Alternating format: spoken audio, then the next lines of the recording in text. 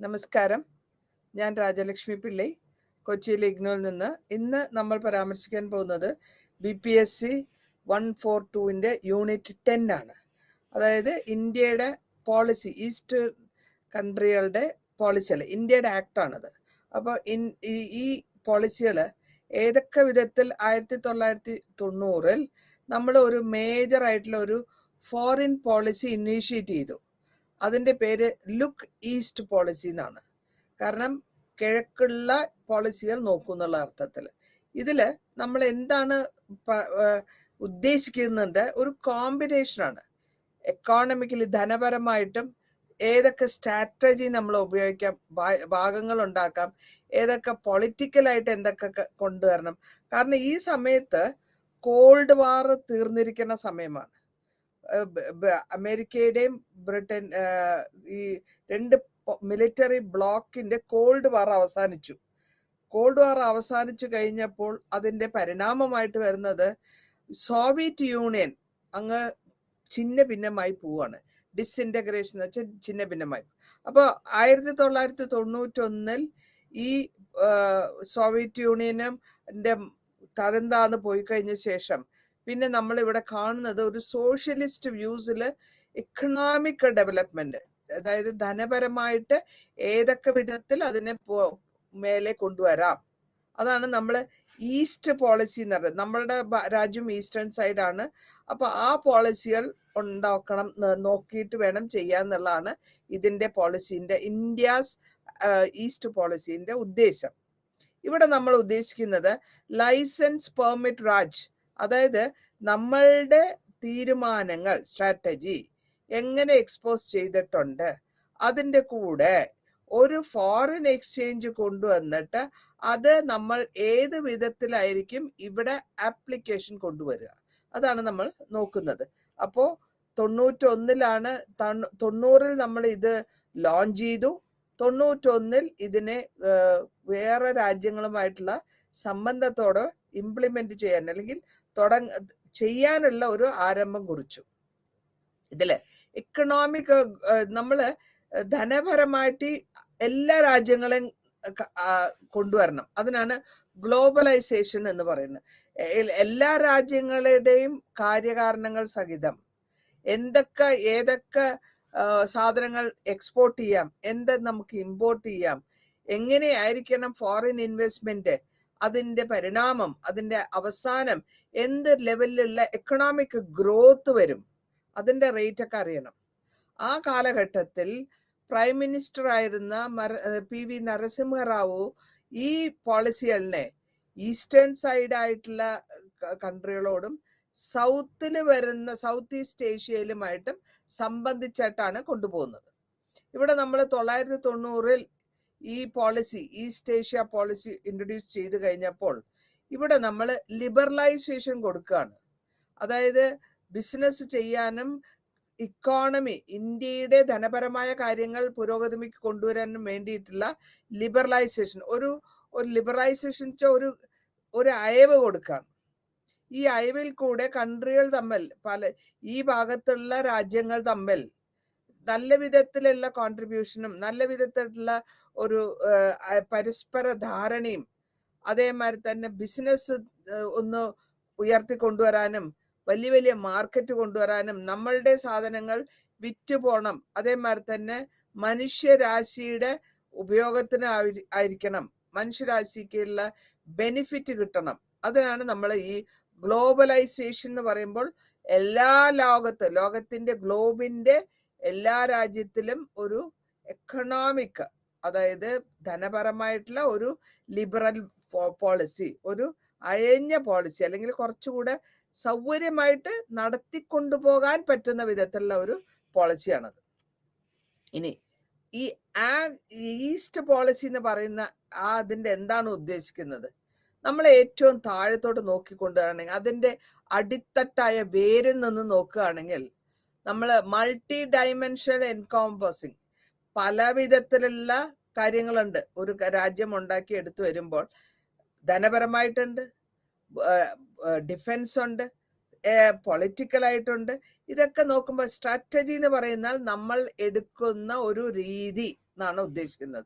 ഏത് രീതിയിൽ കൂടെ അല്ലെങ്കിൽ ഏത് വിധേനെ നമ്മൾ അത് ഇംപ്ലിമെന്റ് ചെയ്യുന്നു. ഇതിൽ ഏറ്റവും നമ്മളുടെ ഇന്ത്യൻ രാജ്യം എടുത്തത് ആ കാലഘട്ടത്തിൽ 10 നൂറ്റാണ്ട് കാലത്തിൽ ഏറ്റവും വളരെ യൂസ്ഫുൾ ആയിട്ടുള്ള ഒരു പോളിസിയാണ് എടുത്തിരിക്കുന്നത്. ഈ പോളിസിയിലെ റിലേഷൻഷിപ്പ് എന്താന്ന് നോക്കുകയാണെങ്കിൽ പല വിധത്തിലുള്ള കൺട്രികളുമായിട്ടുള്ള ഓവറോൾ ഇൻവോൾവ്മെന്റ് കൊണ്ടുവരും.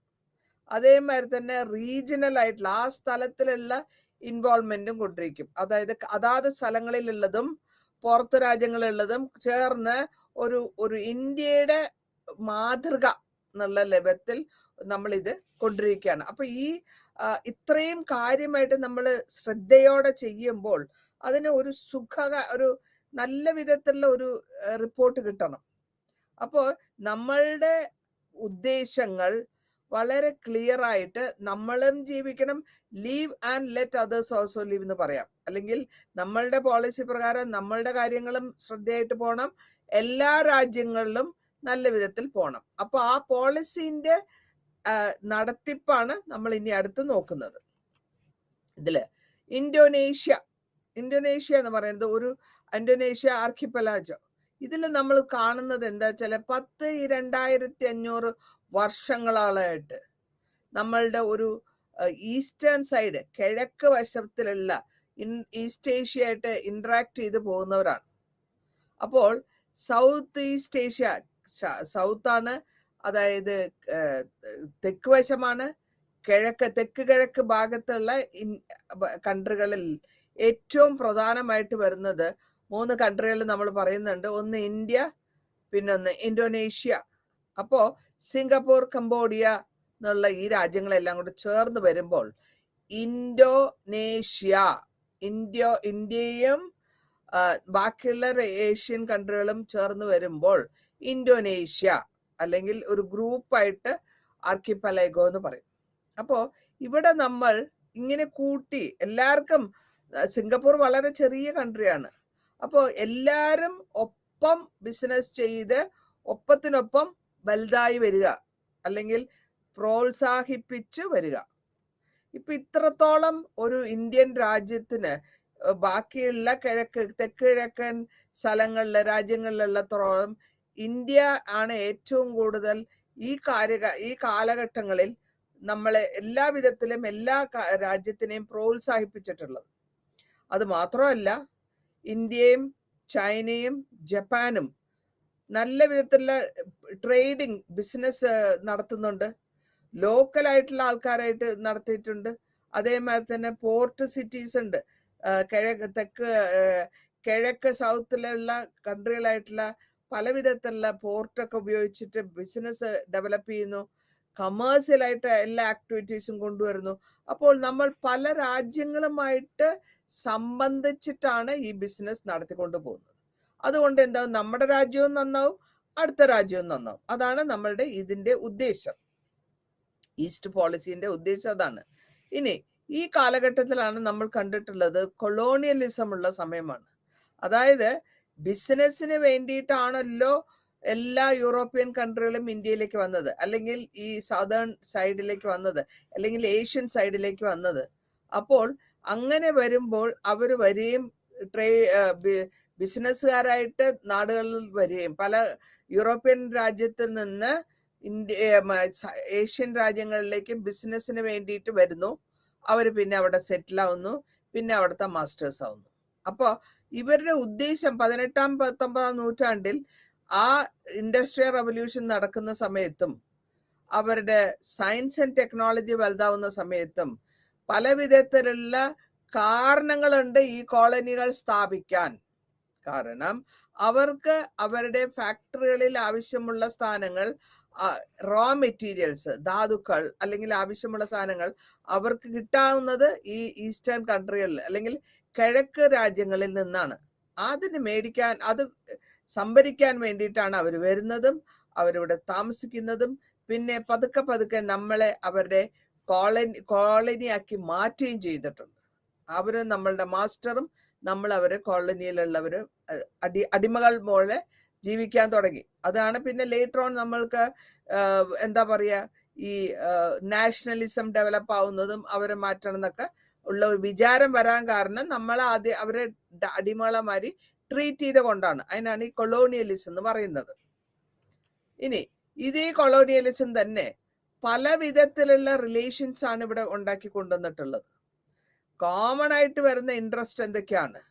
അല്ലെങ്കിൽ ഓരോ രാജ്യത്തിനും സൂട്ടബിൾ ആയിട്ടുള്ള റിലേഷൻഷിപ്പാണ് അവർ കൊണ്ടുവന്നത്. അവർക്ക് സൗകര്യം കിട്ടണം, അവർക്ക് ബെനിഫിറ്റ് കിട്ടണം എന്നുള്ളതാണ്. അത് ഫ്രഞ്ച് ആയാലും വിരോധമില്ല, പോർച്ചുഗീസ് ആയാലും വിരോധമില്ല, ബ്രിട്ടീഷ് ആയാലും വിരോധമില്ല, വേറെ ഏത് യൂറോപ്യൻ കൺട്രി ആയാലും വിരോധമില്ല. അവർക്ക് എങ്ങനെ ഈ ബിസിനസ് മുഖാന്തരം അവരുടെ രാജ്യത്തിന് സംതൃപ്തി അല്ലെങ്കിൽ അവരുടെ രാജ്യത്തിന് ഇംപ്രൂവ്മെന്റ് കിട്ടും. ഇതാണ് അവരുടെ ഐഡിയ, അല്ലെങ്കിൽ ഇവരുടെ നോക്കം അതാണ്. അപ്പൊ എന്തിനു വേണ്ടിയിട്ടാണോ ഈ റിലേഷൻഷിപ്പ് ഉണ്ടാക്കുന്നത്, ആ റിലേഷൻഷിപ്പിനെ സ്ട്രോങ് ആയിട്ട് കൺസിഡർ ചെയ്ത് വെച്ചിരിക്കണം. അപ്പോൾ മാത്രമേ, അല്ലെങ്കിൽ നടത്തിച്ചു കൊണ്ടുപോയാൽ മാത്രമേ അവർക്ക് ബിസിനസ് മുഖാന്തരമുള്ള ബെനിഫിറ്റ് അവരുടെ മദർ കൺട്രിക്ക്, അവരുടെ മാതൃ രാജ്യത്തിന് കിട്ടാൻ വഴിയുള്ളൂ. അപ്പോൾ മാക്സിമം ആയിട്ട് ഏറ്റവും കൂടുതലായിട്ട് ചൂഷണം ചെയ്യുക, ഏറ്റവും കൂടുതലായിട്ട് അടിമകളാക്കി അവർ നമ്മളെ വർത്തിക്കുക. അപ്പൊ അങ്ങനെ ഈ കൊളോണിയൽ സെറ്റപ്പാണ് ഈ രാജ്യങ്ങളിൽ ആ കാലഘട്ടത്തിൽ നടക്കുന്നത്. ഇനി ഈ റിലേഷൻഷിപ്പ് കോൺഫറൻസ് നടക്കുന്നത്, ഇത് 1947 ഇന്ത്യയുടെ സ്വാതന്ത്ര്യ സമയമാണ്. ഓർമ്മ വെച്ചോളുക. അപ്പോഴാണ് ഈ കോൺഫറൻസ് നടക്കുന്നത്. മാർച്ച് ഏപ്രിലാണ് ഏഷ്യൻ റിലേഷൻഷിപ്പുള്ള കോൺഫറൻസ് നടക്കുന്നത്. ഈ കോൺഫറൻസിൽ നമ്മളുടെ ലീഡേഴ്സ്, നമ്മുടെ നേതാക്കള്, നമ്മളെ ഇന്ത്യൻ ഫ്രീഡം മൂവ്മെന്റിന് വേണ്ടിയിട്ട് ശ്രമിച്ചുകൊണ്ടിരിക്കുന്ന സമയമാണ്. അപ്പോൾ എല്ലാവരും കൂടെ ഒരുമിച്ചിട്ടാണ് ഈ കോൺഫറൻസ് നടത്തുന്നത്. ഈ കോൺഫറൻസ് നടത്തുമ്പോൾ അത് എവിടെയാണ് നടത്തുന്നത്? ഇന്തോനേഷ്യയിൽ വെച്ചാണ്. എന്തിനു വേണ്ടിയിട്ടാണ് നടത്തുന്നത്? ഇതിന് ഈ ഫ്രീഡം മൂവ്മെന്റിനെ ഒരു സഹായിക്കാൻ വേണ്ടി, അല്ലെങ്കിൽ ഫ്രീഡം മൂവ്മെന്റിന് ഒരു സപ്പോർട്ട് കൊടുക്കാൻ വേണ്ടി, അല്ലെങ്കിൽ അതിനെ ഒന്ന് പ്രോത്സാഹിപ്പിക്കാൻ വേണ്ടി. അപ്പോ ഗ്ലോബലായിട്ട് ഇന്ത്യ മാത്രമല്ല, നാട് മുഴുവനും ഒരു പബ്ലിക് ഒപ്പീനിയൻ വരണം. അത് ആർക്ക് പബ്ലിക് ഒപ്പീനിയൻ അല്ലെങ്കിൽ ജനസമ്മതി വന്നത്? ഡച്ചുകാരായ കൊളോണിയലിസം അല്ലെങ്കിൽ ഡച്ച് ഗവൺമെന്റിനെ എതിർത്തിട്ടാണ് നമ്മളെല്ലാവരും ഒരുമിക്കുന്നത്. അതേമാതിരി ഇന്ത്യയിലെ ഏറ്റവും വലിയ കൺട്രിയാണ് ഇന്ത്യയാണ് പീസ് കീപ്പിംഗ് ഓപ്പറേഷൻ കൊറിയയിൽ ചെയ്തത്. പീസ് കീപ്പിംഗ് എന്ന് വെച്ചാൽ സമാധാനപരമായ, അവിടെ കൊറിയയിലെ പ്രശ്നങ്ങൾ ഉണ്ടായിരുന്നു, ഒരുപാട് പ്രശ്നങ്ങൾ ഉണ്ടായിരുന്നു. എല്ലാ കാര്യവും ഞാൻ ഇതിൽ കൊണ്ടുവന്നിട്ടില്ല. നിങ്ങൾ പുസ്തകം വായിച്ചു തന്നെ നിങ്ങളുടെ സ്റ്റഡി മെറ്റീരിയൽ വായിക്കണം. ഒരുപാട് കാര്യങ്ങളുണ്ട്. നമുക്കെല്ലാം കൂടെ ഒറ്റ മണിക്കൂറിൽ പരാമർശിച്ചു പോകാൻ പറ്റാത്തതുകൊണ്ടാണ് വളരെ ഇമ്പോർട്ടൻ്റ് ആയിട്ടുള്ള ചിലതായിട്ടൊക്കെ ഞാൻ ചെയ്തു പോകുന്നത്. അപ്പോൾ ഈ കൊറിയയിൽ ഉണ്ടായിരുന്ന പ്രശ്നങ്ങളെ നമ്മളുടെ പീസ് കീപ്പിംഗ് ഓപ്പറേഷൻസ് ആർമി അവിടെ ചെല്ലുകയും അതിൽ UN വഴി 1950 അവിടെ നമ്മൾ ആക്ഷൻസ് എടുക്കുന്നുണ്ട്. ഇതേമാതിരി നമ്മളുടെ സ്റ്റെപ്പ്, ഇന്ത്യയുടെ സ്റ്റെപ്പ് എത്രത്തോളം കോൾഡ് വാർ ഉണ്ടായിരുന്നോ അതിന്റെ ചെയർമാൻ ആയിട്ടുള്ള, അല്ലെങ്കിൽ നമ്മളുടെ ഇന്റർനാഷണൽ കൺട്രോളിനെ പറ്റിയും അവർ ആ കാലഘട്ടത്തിൽ 1954 ജനീവ അക്കോർഡ് ഒരു സിഗ്നേച്ചർ, ഒരു ഡോക്യുമെന്റ് ഉണ്ടാക്കുകയും അത് വിയറ്റ്നാമിൽ വെച്ച് അത് കമ്മീഷൻ ചെയ്യുകയും സൈൻ ചെയ്യുകയും ചെയ്തു. അപ്പോ നമ്മളുടെ ആക്ഷനാണ് നമ്മളിവിടെ സ്ട്രെസ് ചെയ്ത് പറയുന്നത്. അല്ലെങ്കിൽ ഇന്റർനാഷണൽ ലെവലിൽ കൺട്രോൾ ചെയ്യാൻ പറ്റുന്ന ഒരു കമ്മീഷൻ, ഒരു ഗ്രൂപ്പ്, അതിന് സെറ്റപ്പ് ചെയ്ത് ജനീവ 54 ജനീവയിൽ വെച്ച് വിയറ്റ്നാമിൽ വെച്ചാണ് ഇതിനെപ്പറ്റി കൂടുതൽ ഡിസ്കഷനും അതിനെ സ്ഥാപിച്ചെടുക്കുകയും ചെയ്യുന്നത്. ഇനി ബഡ്ഡുങ് കോൺഫറൻസ് എന്നാണ്. ഇവിടെ നമ്മൾ ആഫ്രിക്കൻ ഏഷ്യൻ കോൺഫറൻസ്, അതിനാണ് ഈ ബഡ്ഡുങ് കോൺഫറൻസ് എന്ന് പറയുന്നത് 1955. കാരണം ഇന്ത്യയെ ബാക്കി ഈസ്റ്റേൺ കൺട്രികളെയും എക്സ്പ്ലോയിറ്റ് ചെയ്ത മാതിരി, അല്ലെങ്കിൽ ചൂഷണം ചെയ്ത മാതിരി ആഫ്രിക്കൻ കൺട്രികളെയും ഈ വെസ്റ്റേൺ അല്ലെങ്കിൽ യൂറോപ്യൻ കൺട്രികൾ ചൂഷണം ചെയ്യുന്നുണ്ട്. അപ്പോൾ അതുകൊണ്ടാണ് അവർക്കും ഇതേമാതിരി സിമിലർ ആയിട്ടുള്ള പ്രശ്നങ്ങൾ ഉള്ളത് കൊണ്ടാണ് അവരെ നമ്മൾ മോറൽ സപ്പോർട്ട് ചെയ്യണം, അല്ലെങ്കിൽ അവർക്കും സഹായ സഹകരണങ്ങൾ ചെയ്യണം എന്നുള്ള വിധത്തിൽ നമ്മൾ ഇന്ത്യൻസ് സ്പോൺസറിങ് ചെയ്യാണ്. ഇവിടെ ഒരു ഇൻസ്ട്രുമെന്റലായിട്ട് എടുക്കുന്നത് ജപ്പാനെ തിരിച്ചെടുക്കണം, അല്ലെങ്കിൽ മെയിൻ സ്ട്രീമിൽ നിന്ന് വാറിന് ശേഷം എന്തെങ്കിലും വിധത്തിൽ ഹോച്ചിമിങ്ങിന്റെ ഫ്രഞ്ച് കോളനിയിൽ ഉള്ള റൂളിനെ, വിയറ്റ്നാമിലുള്ള റൂളിനെ നിർത്തിക്കുക, അതാണ് ഉദ്ദേശിച്ചത്.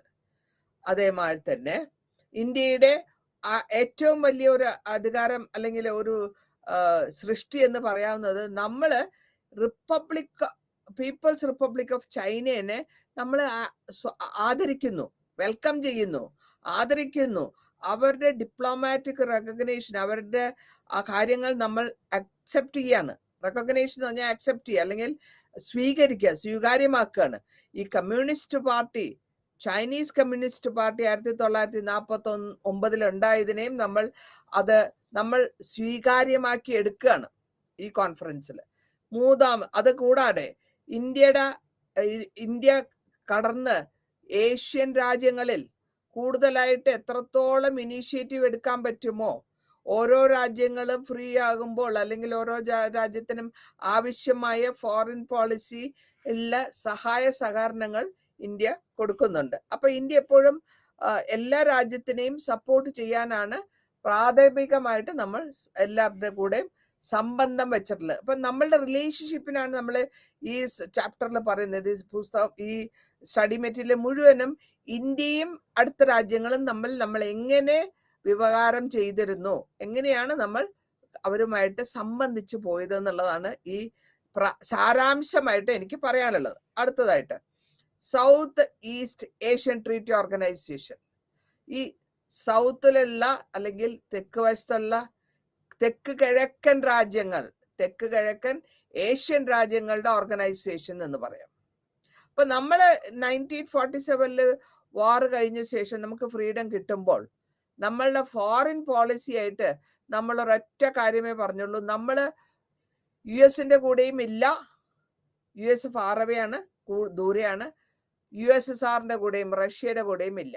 കാരണം ആ കാലഘട്ടത്തിൽ ഇവര് രണ്ടുപേരുമാണ് സൂപ്പർ മിലിറ്ററി ബ്ലോക്ക് ആയിട്ട് മാറിയിട്ടുള്ളത് കോൾഡ് വാർ ടൈമിൽ. നമ്മൾ പറഞ്ഞു നമ്മൾ ഈ രണ്ട് പവർ ബ്ലോക്കിന്റെ കൂടെയും ഇല്ല, നമ്മളുടേതായ ഒരു ആധിപത്യം, നോൺ അലൈൻഡ് മൂവ്മെന്റ് വഴി നമ്മൾ ഒരു ആധിപത്യം ഉണ്ടാക്കിയെടുക്കുകയാണ്.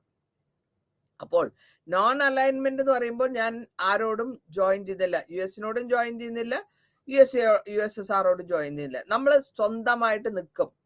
അപ്പോ അങ്ങനെ വരുമ്പോൾ നമുക്കൊരു സ്ഥിരതയുണ്ട്, നമ്മൾ പറയുന്നതിൽ ഒരു സ്ഥിരതയുണ്ട്. നമ്മളുടെ പഞ്ചശീലങ്ങൾ വഴി നമ്മൾ എന്തൊക്കെ ചെയ്യാൻ ഉദ്ദേശിക്കുന്നു എന്നും പറഞ്ഞിട്ടുണ്ട്.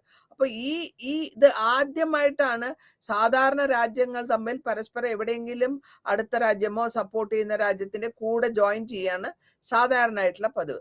പക്ഷെ നമ്മളുടെ ഇന്ത്യൻ രാജ്യം സ്വാതന്ത്ര്യം കിടക്കുന്ന സമയത്ത് ഇത്രത്തോളം സ്ട്രോങ് ആയ അല്ലെങ്കിൽ പ്രാധാന്യം അർപ്പിക്കുന്ന ഒരു തീരുമാനമെടുക്കാൻ പറ്റിയതും അതിൽ അണുവിട വ്യത്യാസമില്ലാണ്ട് അതിൽ സ്ഥിരമായി നിൽക്കുകയും ചെയ്തിട്ട് മാത്രമല്ല, അടുത്ത രാജ്യങ്ങളിൽ ഏത് കമ്മ്യൂണിസ്റ്റ് മൂവ്മെന്റ് ആയാലും ശരി, ആന്റി കമ്മ്യൂണിസ്റ്റ് മൂവ്മെന്റ് ആയാലും ശരി, അത് വരുമ്പോൾ, ഇങ്ങനത്തെ പ്രശ്നങ്ങൾ വരുമ്പോൾ നമ്മൾ ആരടുത്തും നിൽക്കാണ്ട് സ്വന്തമായിട്ട് നിൽക്കാനുള്ള ഒരു താല്പര്യമാണ് നമ്മൾ പ്രകടിപ്പിച്ചത്. ഈ കാലഘട്ടത്തിൽ Truman doctrine of containing communism എന്ന് പറഞ്ഞിട്ട് US അല്ലെങ്കിൽ അമേരിക്ക ഒരു ലീഡിങ് കൊടുക്കുന്നുണ്ട് സൗത്ത് ഏഷ്യയില്, അതായത് കിഴക്കൻ ഏഷ്യയില് ഒരു ലീഡിങ് ഫോർമേഷൻ കൊടുക്കുന്നുണ്ട്. ആ ഫോർമേഷന്റെ പേരാണ് ട്രൂമാൻ ഡോക്ട്രിൻ. അവരുടെ കണ്ടെയ്നിങ് ആണ്, അവരുടെ ആതിഥേയം അല്ലെങ്കിൽ അവരുടെ അധികാരത്തിൽ അല്ലെങ്കിൽ അവരുടെ സപ്പോർട്ടിൽ ഈ ഓർഗനൈസേഷന്റെ പേരാണ് south east Asian treaty organisation, SEATO. South east Asian എല്ലാത്തിന്റെയും ആദ്യത്തെ ലെറ്റേഴ്സ്, ട്രീറ്റി ഓർഗനൈസേഷൻ. അപ്പോ അത് 1954 നമ്മൾ സ്ഥാപിച്ചെടുത്തിട്ട്, അപ്പോൾ ഇവരൊക്കെ ഈ രാജ്യങ്ങളിൽ ഈ കാലഘട്ടത്തിൽ ഈ സ്ഥലങ്ങളിൽ പറഞ്ഞിട്ടുള്ള എല്ലാ രാജ്യങ്ങളും ഒരുമിച്ചിട്ട് ഒന്ന് നിർത്തി ഒരു യൂണൈറ്റ് ആക്കുക എന്നുള്ളതാണ് ഇതിന്റെ ഉദ്ദേശം. ഇനി ലുക്ക് ഈസ്റ്റ് പോളിസി, അതായത് കിഴക്കോട്ട് നോക്കൂ എന്നുള്ള പോളിസിയാണ് നമ്മൾ പറഞ്ഞിട്ടുള്ളത് ഇവിടെ. അപ്പൊ കോൾഡ് വാർ ഞാൻ നേരത്തെ പറഞ്ഞു, കോൾഡ് വാർ തീർന്നു കഴിഞ്ഞപ്പോഴത്തേക്കും ഭയങ്കരമായിട്ട് ധനപ്രശ്നങ്ങൾ, എക്കണോമിക് ക്രൈസിസ് വന്നു. അതേ എക്കണോമിക് ക്രൈസിസിന്റെ കൂടെ ഇന്ത്യക്കും അത് അഫക്റ്റ് ആവുന്നുണ്ട്. ഈ ഇന്ത്യയിലും ഇതേമാതിരി ധനപരമായ പ്രശ്നങ്ങൾ വരികയും നമ്മൾ ഒരുപാട് ഇനീഷ്യേറ്റീവ്, നമ്മൾ ഒരുപാട് കാര്യങ്ങൾ പ്രത്യേകമായിട്ട് എടുക്കാൻ തുടങ്ങി. അതിലൊന്നാണ്, അതിന്റെ പേരാണ് നമ്മൾ ലൈസൻസ് പെർമിറ്റ് രാജ് എന്ന് പറയാ. ആ ലൈസൻസ് പെർമിറ്റ് രാജ് എന്ന് പറയുമ്പോഴത്തേക്കും പെർമിഷൻ വേണം എന്തെങ്കിലും ചെയ്യുമ്പോൾ. അപ്പോൾ ഇവിടെ നമ്മൾ എന്താ ഉദ്ദേശിക്കുന്നത്? പുറ രാജ്യങ്ങളിൽ നിന്ന് അവരുടെ ഇൻവെസ്റ്റ്മെന്റ് ഇവിടെ നമ്മളുടെ രാജ്യത്ത് കൊണ്ടുവരാനും, അവരുടെ ഇൻവെസ്റ്റ്മെന്റ് ഇവിടെ അവര് സ്ഥാപിക്കുമ്പോൾ, മൂലധനം സ്ഥാപിക്കുമ്പോൾ ഇവിടെ ഇക്കണോമിക് ആയിട്ട് ഡെവലപ്മെന്റ് വരും. ഈ ഡെവലപ്മെന്റ് മുഖാന്തരം നമ്മുടെ ആൾക്കാർക്ക് ജോലിയും കിട്ടും, ശമ്പളവും കിട്ടും, രാജ്യത്തിന് ആകെ മൊത്തം ഒരു ഇംപ്രൂവ്മെന്റും കിട്ടും. ഈ രണ്ട് കാരണങ്ങൾക്ക് വേണ്ടിയിട്ട് ഡൽഹിയില് നമ്മൾ ഒരു പോളിസി, അല്ലെങ്കിൽ ഈ ഗ്ലോബൽ എക്കോണമി ഉണ്ടാക്കാൻ, അതിനാണ് നമ്മൾ ഈ പോളിസിയായിട്ട് ഉണ്ടാക്കിയെടുത്തത്. ആ പോളിസീനെ ഒരു ഫോർമലായിട്ടും സെലിബ്രേറ്റഡ് ആയിട്ടും അന്നത്തെ പ്രൈം മിനിസ്റ്റർ നരസിംഹറാവു അതിനെപ്പറ്റി പറയുകയും അതിനെപ്പറ്റി സ്ഥാപിച്ചെടുക്കുകയും ചെയ്തതാണ് 1991. അതിന് വളരെ പ്രാധാന്യം കൽപ്പിച്ചിട്ട് അതിനെ പ്രൊപ്പഗാൻഡ ചെയ്തിട്ട് ലുക്ക് ഈസ്റ്റ് പോളിസി എന്ന് കൊണ്ടുവന്നത്. കിഴക്കോട്ട് നോക്കൂ, ഞങ്ങൾ എങ്ങനെ ഒരുമിച്ച് പോകുന്നു എന്നുള്ളതാണ് അതിന്റെ ഉദ്ദേശം. ഇനി ഈ പോളിസി കുറച്ചു കാലം വളരെ സക്സസ്ഫുൾ ആയിട്ട് പോയെങ്കിൽ കൂടിയും അത് പ്രാക്ടിക്കലായിട്ട് എന്തെങ്കിലും നമ്മൾ ചെയ്ത് വരുമ്പോഴാണ് അറിയുക എന്തെങ്കിലും ഒക്കെ പ്രശ്നങ്ങൾ വരുന്നോ എന്നുള്ളത്. അപ്പോൾ ഈ സൗത്ത് ഈസ്റ്റ് ഏഷ്യൻ പോളിസിയിൽ കൊണ്ടുവന്ന ശേഷം അതിന്റെ പരിണാമമായിട്ട് ഇക്കോണമിയിൽ എന്തൊക്കെ കൊണ്ടുവന്നു, എന്തൊക്കെ ചേഞ്ചസ് വന്നു. ഇവിടെ ആരാണ് എക്കോണമി, പവർഫുൾ ആയിട്ടുള്ള എക്കോണമീസ് ഉണ്ടല്ലോ. വെസ്റ്റേൺ സൈഡിൽ US ഉണ്ട്, ഈസ്റ്റേൺ സൈഡിൽ ജപ്പാൻ ഉണ്ട്, ഇന്ത്യയുടെ തൊട്ടടുത്തായിട്ട് ചൈനയുണ്ട്. അപ്പൊ ഈ 3 കൺട്രികളും, ജപ്പാൻ, USA ആൻഡ് ചൈന, നമ്മൾ കുറച്ചൊന്ന് ലിമിറ്റഡ് ആയിട്ടാണ് ഇന്ററാക്ഷൻ ചെയ്യുന്നത്. പവർഫുൾ ആയിട്ടുള്ള ഈ രാജ്യങ്ങളോട് നമ്മൾ കുറച്ച് ലിമിറ്റഡ് ആയിട്ട്, വളരെ ശ്രദ്ധിച്ചിട്ടാണ് നമ്മൾ അവരുമായിട്ട് സംബന്ധിക്കുന്നത്. ഇവിടെ നമ്മൾ സ്റ്റേറ്റിൽ കാണുന്ന മാതിരി മാർക്കറ്റ് ഓറിയന്റഡ് എക്കണോമി ആണോ, ഏത് സ്ട്രാറ്റജിയാണ് ഉപയോഗിക്കേണ്ടത്, അല്ലെങ്കിൽ പതുക്കെയും ടാഡിയുമായിട്ടുള്ള സ്ട്രോങ് ആയിട്ടുള്ള പോളിസിയാണോ ഉപയോഗിക്കേണ്ടത്, ഇങ്ങനെയൊക്കെ ഉണ്ടായിട്ട് കൂടെയും ഇക്കണോമിക് ലിബറലൈസേഷൻ, അല്ലെങ്കിൽ ഈ ബിസിനസ് കാര്യങ്ങളിൽ താരതമ്യേന സഹായ സഹകരണങ്ങൾ ചെയ്തു കൊടുക്കുക, ലിബറലൈസേഷൻ. നമ്മളിപ്പം മാർക്ക് വളരെ ഡിഫിക്കൽട്ട് ആയിട്ടുള്ള ക്വസ്റ്റ്യൻ പേപ്പർ വന്നു, അല്ലെങ്കിൽ എന്തെങ്കിലും ഔട്ട് ഓഫ് സിലബസ് വന്നു, നമ്മൾ പറയാറുണ്ട് ലിബറലായിട്ട് വാല്യൂ ചെയ്യണമെന്ന്. ലിബറലായിട്ട് വാല്യൂ ചെയ്യുമ്പോൾ വെച്ചാൽ സ്ട്രിക്റ്റ് ആയിട്ട് വാല്യൂ ചെയ്യണ്ട. കുട്ടികളെ എന്തെങ്കിലുമൊക്കെ ശരിയായിട്ട് ഉള്ള ആൻസർ എഴുതിയിട്ടുണ്ടെങ്കിൽ അവർക്ക് അർഹിക്കുന്ന മാർക്ക് കൊടുക്കുക. അതാണ് ലിബറലൈസ്ഡ് വാല്യുവേഷൻ. അപ്പോൾ അങ്ങനെ ചെയ്യുമ്പോൾ ആ കുട്ടി, ദ ബെനിഫിറ്റ് ഓഫ് ഡൗട്ട് ആ കുട്ടിക്ക് പോണം. എന്തെങ്കിലും ഇപ്പൊ നമുക്കൊരു പ്രശ്നം വന്നു കഴിഞ്ഞാൽ, എന്തെങ്കിലും തെറ്റ് നമ്മൾ ക്വസ്റ്റ്യൻ പേപ്പർ ഉണ്ടാക്കുന്നതിലോ അല്ലെങ്കിൽ വേറെ ഏതെങ്കിലും വിധത്തിൽ വന്നാലും ആ ബെനിഫിറ്റ് കിട്ടേണ്ടത്, പരിഗണന കിട്ടേണ്ടത് കുട്ടിക്കാണ്. ഇതേ ഇവിടെ ബിസിനസ്സിലാണ് പരിഗണന നമ്മൾ കൂടുതലായിട്ട് നോക്കുന്നത്. ഫോറിൻ ഇൻവെസ്റ്റേഴ്സ്, മറുരാജ്യങ്ങൾ, പുറം രാജ്യങ്ങളിൽ നിന്നവരുടെ ധനം ഇവിടെ മൂലധനം ഇടാനും അതിനെ സ്റ്റേറ്റ് കൺട്രോൾ ചെയ്യാനും എങ്ങനെയൊക്കെ ആയിരിക്കണം അതിനെ സ്റ്റേറ്റ് കൺട്രോൾ ചെയ്ത് പോകേണ്ടതെന്നും, അതിലെ റെഡ് ടേപ്പിസം വരാണ്ട്, അല്ലെങ്കിൽ സ്ലോനെസ് വരാണ്ട്. റെഡ് ടേപ്പിസം എന്ന് പറയുന്നത് സ്ലോ ആണ്, മേശപ്പുറത്ത് ഇരിക്കും, എടുത്തു നോക്കി അതിനെ ഇമ്മീഡിയറ്റ് ആയിട്ട് ആക്ഷൻ എടുക്കാണ്ട് ഇങ്ങനെ ഡിലേ ചെയ്ത്, അതൊരു സാധാരണ ഒരു പ്രോവർബ് ഉണ്ട് ഇംഗ്ലീഷില്, ഡിലേ ആൻഡ് ഡിനൈ. അപ്പൊ പതുക്കെ പോകുക, മെല്ലെ പോവുക, പിന്നെ അതിനെ ഇല്ലാണ്ടാക്കുക. അതാണ് ഞാൻ പറഞ്ഞതിന്റെ അർത്ഥം. അപ്പൊ റെഡ് ടേപ്പിസം ഇല്ലാണ്ട്, വളരെ കറപ്ഷൻ ഒന്നുമില്ലാണ്ട്, എത്രത്തോളം പുവർ സ്ട്രക്ചർ ആയാലും, ഇൻഫ്രാസ്ട്രക്ചർ വലിയ ആഡംബരമായിട്ടൊന്നും ഇല്ലെങ്കിലും, എത്രത്തോളം ഉള്ളത് ഓണം എന്താ പറയാ, നമ്മൾ കാണം വിറ്റും ഓണം ഉണ്ടെന്ന് ഉള്ളത് കൊണ്ട് ഓണമായിട്ട് ജീവിക്കുക എന്നുള്ള മാതിരി ഉള്ളത് വെച്ചുകൊണ്ട് എത്രത്തോളം ലിബറലായിട്ട് നമ്മൾ ബിസിനസ് നടത്തിക്കൊണ്ട് പോകാൻ പറ്റുമോ എന്നുള്ളതാണ് നമ്മൾ ഈ പറഞ്ഞതിന്റെ ഇതിന്റെ സാരാംശമായിട്ട് വരുന്നത്. ഇതില് ഇന്ത്യയുടെ പോളിസിയിൽ വരുമ്പോഴത്തേക്ക് ഒരു ലിമിറ്റഡ് റോളാണ് നമ്മൾ ചെയ്തുകൊണ്ടിരുന്നത്.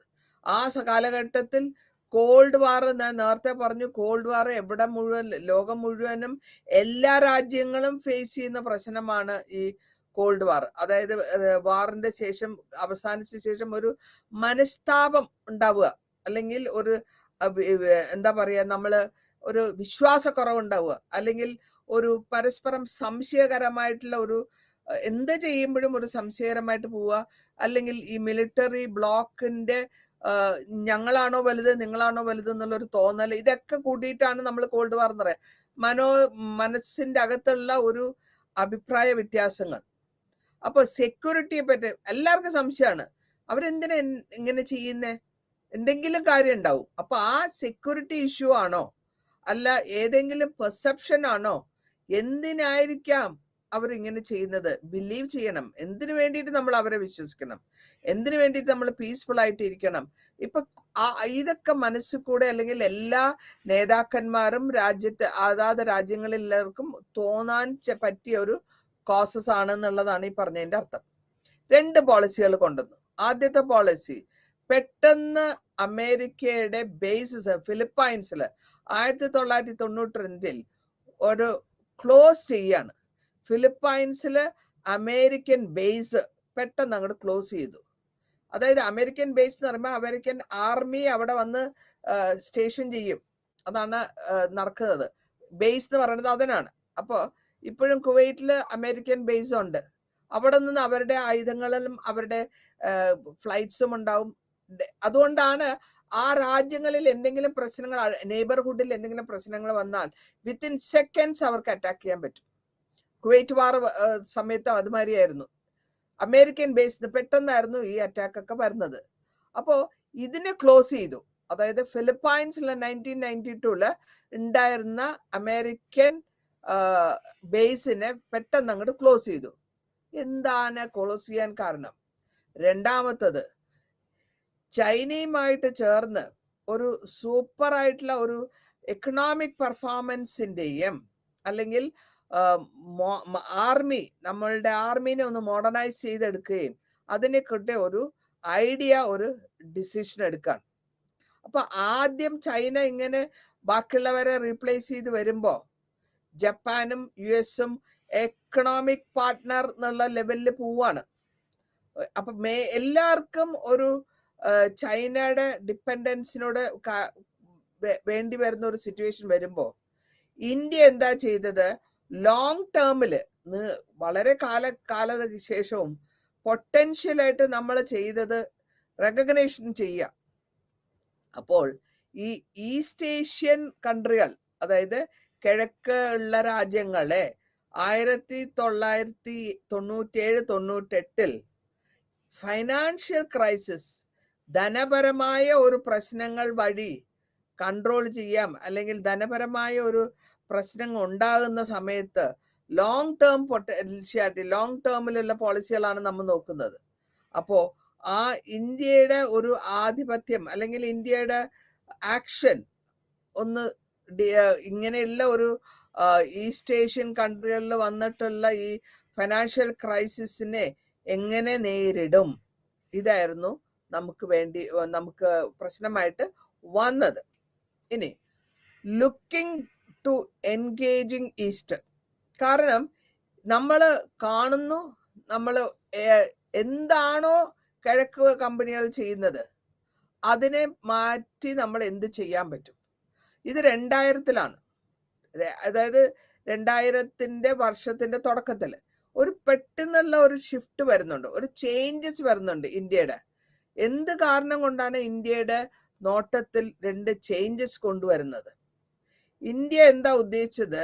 ഇന്ത്യൻ എക്കോണമീനെ ഒരു ഹൈ ഗ്രോത്ത് റേറ്റിലേക്ക്, ഫേസിലേക്ക് കൊണ്ടുപോവുക, വേണ്ട വിധത്തിലുള്ള അറ്റൻഷൻ കൊടുത്ത് ഇന്ത്യയുടെ ബിസിനസ്സിനെ, അല്ലെങ്കിൽ ഇന്ത്യയുടെ കാര്യങ്ങൾ അല്ലെങ്കിൽ ഇന്ത്യയുടെ ധനപരമായ ഉന്നതി. രണ്ടാമത്തത് സെക്യൂരിറ്റീന്, അതായത് ഈ കിഴക്ക് തെക്ക് സൗത്ത് ഈസ്റ്റ് ഏഷ്യയിലുള്ള കൺട്രികളുടെ സെക്യൂരിറ്റി, അതായത് സുരക്ഷ. അത് പൊളിറ്റിക്കൽ ആയാലും വിരോധമില്ല, ടെറിട്ടറി ബോർഡർ ഇഷ്യൂ ആയാലും വിരോധമില്ല, എന്ത് വിരോധമല്ല. സെക്യൂരിറ്റി കമ്മിറ്റ്മെന്റ് ഏത് വിധത്തിലാണ് US സെക്യൂരിറ്റി കമ്മിറ്റ്മെന്റ് ചെയ്യുന്നത്, അല്ലെങ്കിൽ അവർ ഏത് വിധത്തിൽ ഇതിനെ ബാലൻസ് ചെയ്ത് കൊണ്ടുപോകും. നമ്മളുടെ കിഴക്ക് വശത്തുള്ള രാജ്യങ്ങളുടെ സെക്യൂരിറ്റി പൊളിറ്റിക്കൽ ആയിക്കോട്ടെ, അല്ലെങ്കിൽ അവരുടെ ബോർഡർ ഇഷ്യൂസ് ടെറിട്ടോറിയൽ ഇഷ്യൂ ആയിക്കോട്ടെ, അല്ലെങ്കിൽ അവരുടെ ആഭ്യന്തരമായ ഇഷ്യൂ ആയിക്കോട്ടെ, ഇതിനെ അവരെ ബാലൻസ് ചെയ്ത് കൊണ്ടുപോകുന്നത് എങ്ങനെയായിരിക്കും? അതാണ് ഇവിടുത്തെ നമ്മളുടെ പ്രശ്നം. അപ്പൊ അങ്ങനെ വന്നപ്പോൾ ഇന്ത്യ ഒരു പ്രത്യേകതരമായ, അല്ലെങ്കിൽ ഒരു പവർ ഹൗസ് മാതിരിയും, അല്ലെങ്കിൽ ഒരുപാട് കൺട്രികളുടെ എല്ലാ രാജ്യങ്ങൾക്കും ഇവിടെ വരാനുള്ള ഓപ്പർച്യൂണിറ്റീസ് കൊണ്ടുവരിക എന്നുള്ളതിലേക്കാണ് നമ്മൾ എത്തിപ്പെടുന്നത്. നമ്മള് എന്താ ചെയ്ത് ആദ്യമായിട്ട് നമ്മളുടെ മിലിറ്ററിയുടെ കാര്യങ്ങൾ ഒന്ന് വളരെ സ്റ്റെബിലൈസ് ചെയ്തെടുത്തു. കാരണം നമ്മുടെ റീജിയണൽ സെക്യൂരിറ്റി, നമ്മുടെ അകത്ത് ആദ്യം സെക്യൂരിറ്റി വേണം, സുരക്ഷ, റീജിയണൽ ആയിട്ടുള്ള സുരക്ഷ വേണം. അപ്പോൾ നമ്മളുടെ മിലിറ്ററിയുടെ ശക്തി ഒന്ന് വർദ്ധിപ്പിക്കുക. അപ്പോൾ മാത്രമേ ആഭ്യന്തരമായിട്ട് പ്രശ്നങ്ങൾ വല്ലാണ്ട് വരുന്നാൽ അങ്ങനെ ഒരു പ്രശ്നം വരികയാണെങ്കിൽ നമ്മൾ അതിനെ കൺട്രോൾ ചെയ്യാനും നിർത്തിക്കാനും കൂടുതലായിട്ട് വഷളാകാണ്ടിരിക്കാനും നോക്കണം എന്നുള്ളതായിരുന്നു ഇതുകൊണ്ടുള്ള ഉദ്ദേശം. അപ്പോൾ ഇന്ത്യ വളരെ പവർഫുൾ ആയിട്ട് വളരെ പതുക്കെ ഒന്നൊന്നായിട്ട് ചെയ്ത് നമ്മളുടെ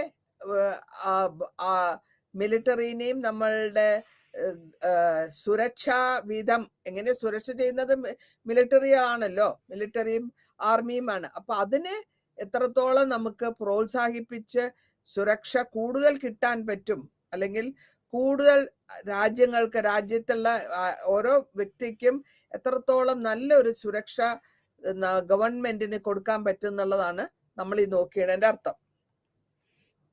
2000 തൊട്ട് 2014 വരെ ഈ കാലഘട്ടത്തിൽ ഇന്ത്യയില് 2000 തൊട്ട് 2014 വളരെ ഇന്ത്യയെ പറ്റി ഒരു പ്രാധാന്യത്തോടെയാണ് നോക്കാൻ തുടങ്ങിയത് ആൾക്കാർ.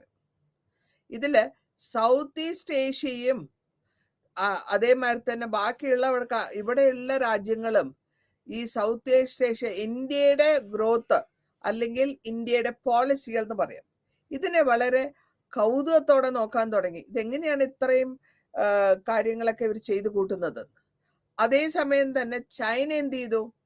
ചൈന ഏറ്റവും കൂടുതൽ ബിസിനസ് പാർട്ട്ണറായിട്ട് മാറി. ട്രേഡിംഗ് പാർട്ട്ണർ എന്ന് വെച്ചാൽ ബിസിനസ് പാർട്ട്ണർ.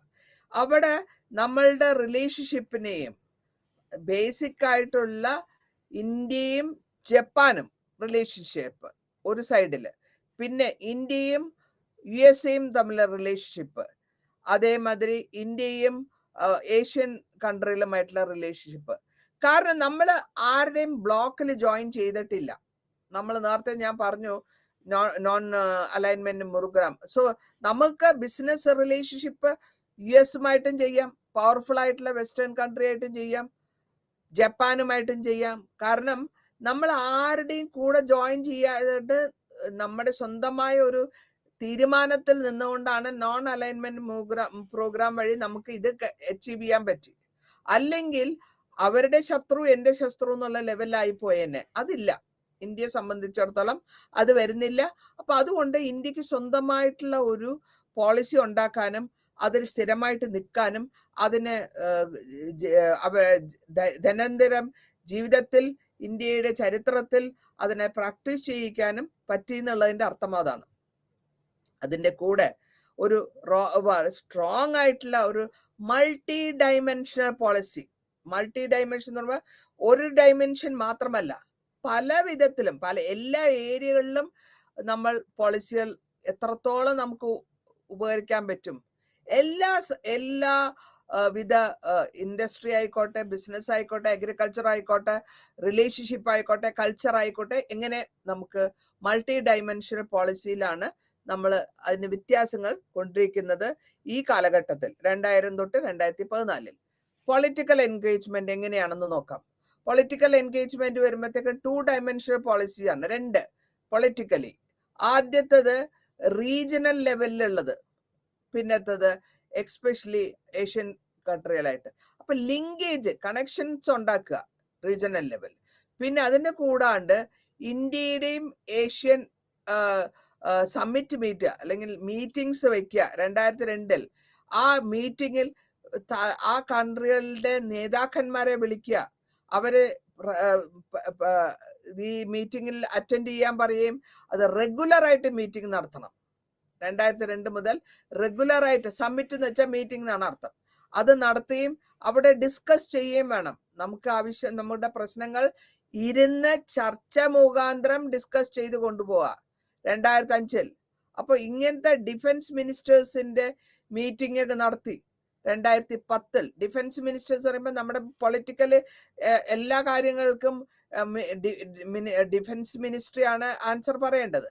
രണ്ടാമതായിട്ട് നോക്കുമ്പോൾ എല്ലാ റിലേഷൻഷിപ്പും, ബൈ എന്ന് വെച്ചാൽ 2, ബൈലാറ്ററൽ, 2 കൺട്രികൾ തമ്മിലുള്ള റിലേഷൻഷിപ്പ്, ഇന്ത്യയും US ആയാലും കൊള്ളാം, ഇന്ത്യയും ജപ്പാൻ ആയാലും കൊള്ളാം, ഇന്ത്യയും ചൈന ആയാലും കൊള്ളാം, 2 കൺട്രിയാണ് അവിടെ വരുന്നത്. അപ്പോൾ അങ്ങനെയുള്ള റിലേഷൻഷിപ്പ്, ബൈ റിലേഷൻഷിപ്പിനെയും ഒരു ക്വാളിറ്റേറ്റീവ്ലി നല്ല ഒരു അപ്ഗ്രേഡ് ചെയ്ത് കൊണ്ടുവരിക, നല്ല വിധത്തിൽ ഒരു സംബന്ധം അല്ലെങ്കിൽ നല്ല വിധത്തിൽ ഒരു പ്രോത്സാഹനം, പരസ്പരം സഹായ സഹകരണങ്ങളോടെ ഉയർത്തിക്കൊണ്ടുവരാനും നമ്മൾ ശ്രമിച്ചു.